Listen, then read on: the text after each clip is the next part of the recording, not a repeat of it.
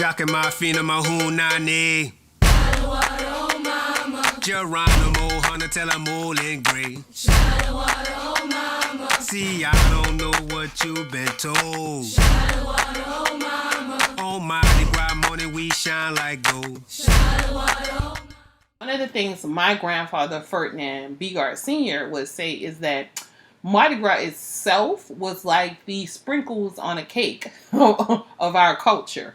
And people mistake the sprinkles for the cake and thought it was our culture. But Mardi Gras Indians was more than Mardi Gras because, of course, they mass for more than Mardi Gras. They mass on St. Joseph's Day, Super Sunday, and some other days and ceremonies.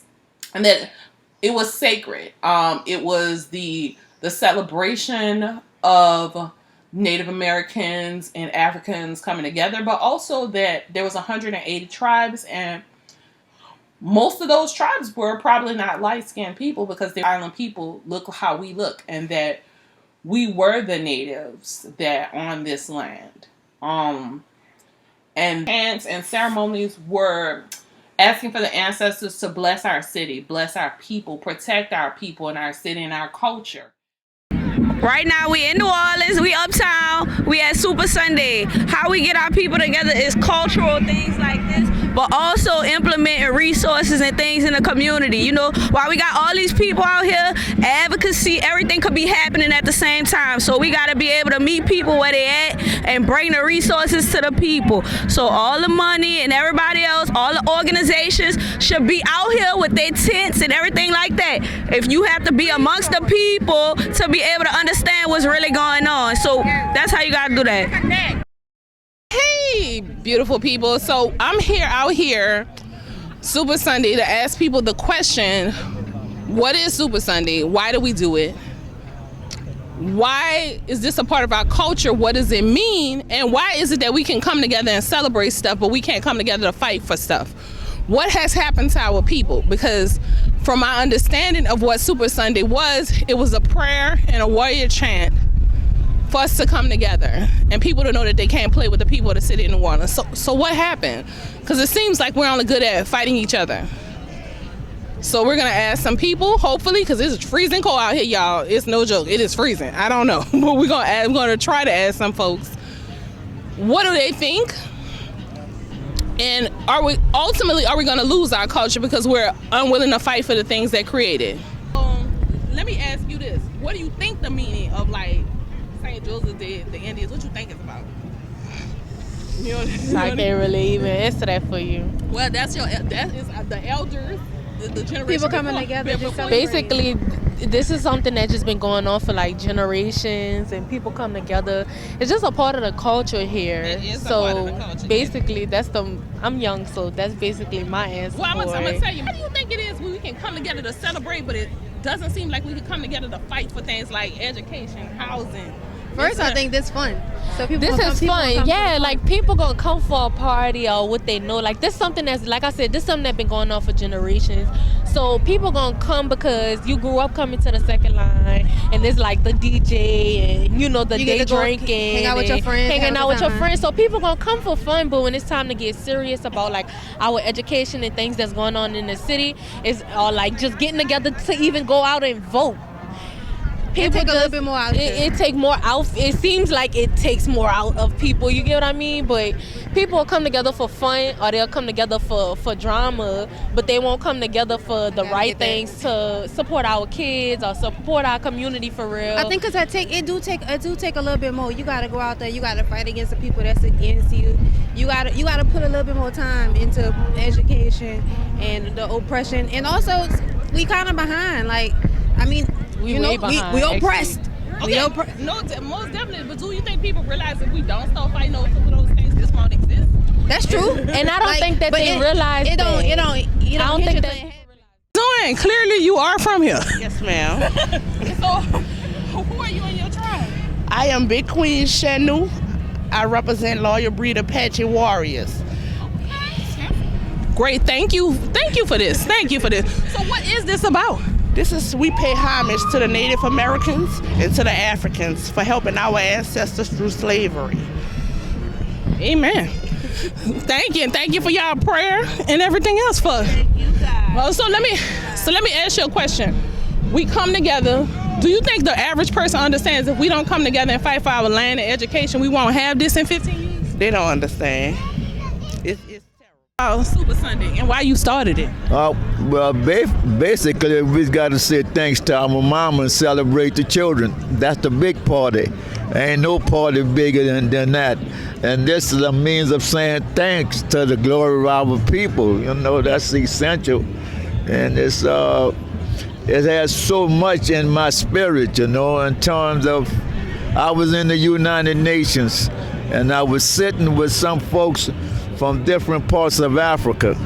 And just so happened, I just was I was saying, early in the morning when I get out of here, but this is in the United Nations. And they said, what was that? I was all them brothers from overseas, you know. So I just, and just make me excited, just see them keeping it going, you know. I'm just thankful, unbelievable. The other day, a lady came to see me, and she was the niece of Robert Kennedy. And she said Robert Kennedy and her family used to discuss my name because he and I had some conflict. And John Kennedy changed his civil rights speech. And all that's come from our mamas again. That's true. Everybody I done met, I bring my mom up because she used to teach me when I was like this. You're black, you're poor, but you'll never be dirty and dumb. And that's how I met them all over the country. From my mama.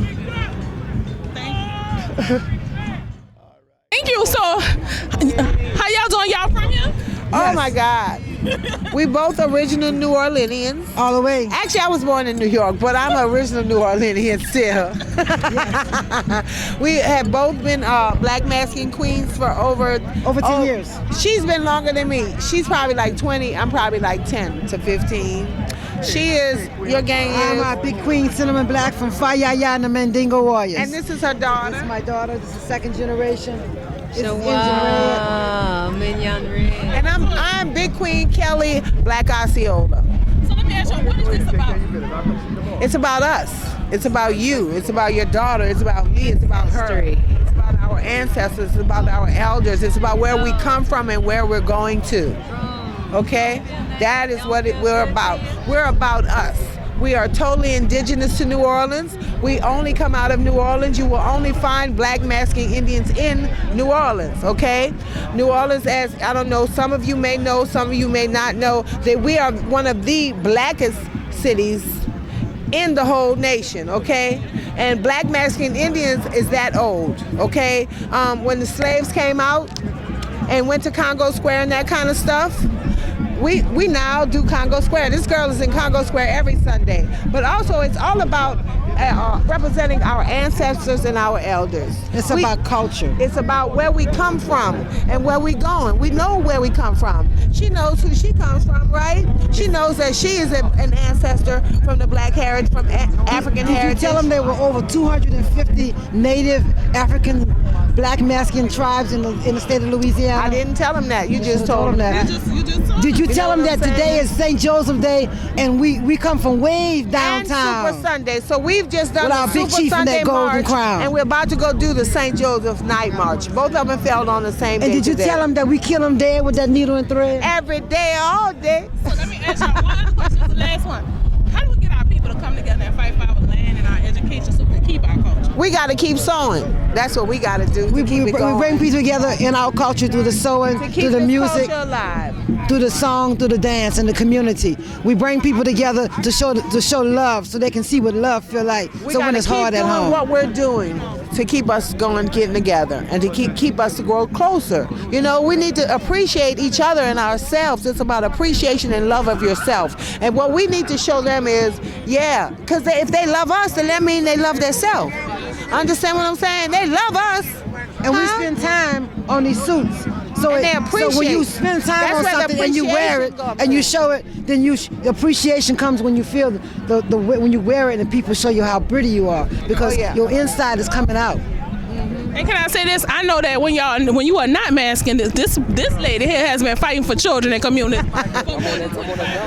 I try to be an activist for my people. Children, elderly, old, young, black, white, yellow, pink, green. Right is right and wrong is wrong, and I want everybody to live a good quality of life. And you know, it takes each one to save one. So we hope that you that are watching this find somebody who you can save. Find somebody who you can spend some time with. Our own way. Find someone who you can bring into the community. It's an individual way of doing it. You know what I'm saying?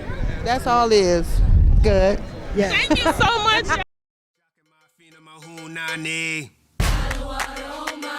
Geronimo, Hunter, tell them all in gray.